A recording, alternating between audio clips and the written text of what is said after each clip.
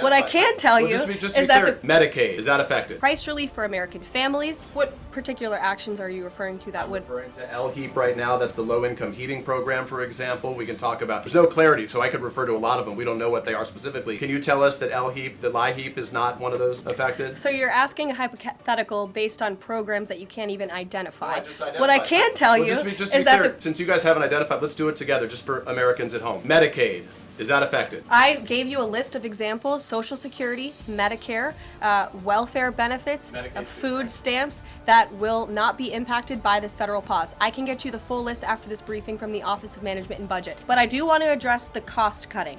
Because that's certainly very important, and cutting the cost of living in this country. President Trump has taken historic action over the past week to do that.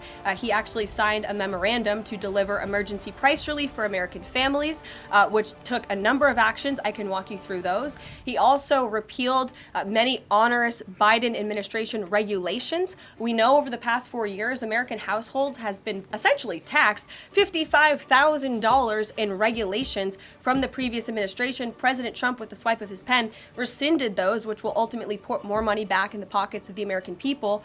So deregulation is a big deal. And then when it comes to energy, I mean, the president signed an executive order to declare a national energy emergency here at home, which is going to make America energy dominant. We know that energy is one of the #1 drivers of inflation. And so that's why the president wants to increase our energy supply to bring down costs for Americans. The Trump energy boom is incoming, and Americans can expect that. Some of the confusion I think may be here with this pause on federal funding. You've made it clear you're not stopping funds that go directly to individuals, but there certainly are lots of organizations that receive funding and then may pass along a benefit. Meals on Wheels, for one. They provide meals for over 2.2 million seniors.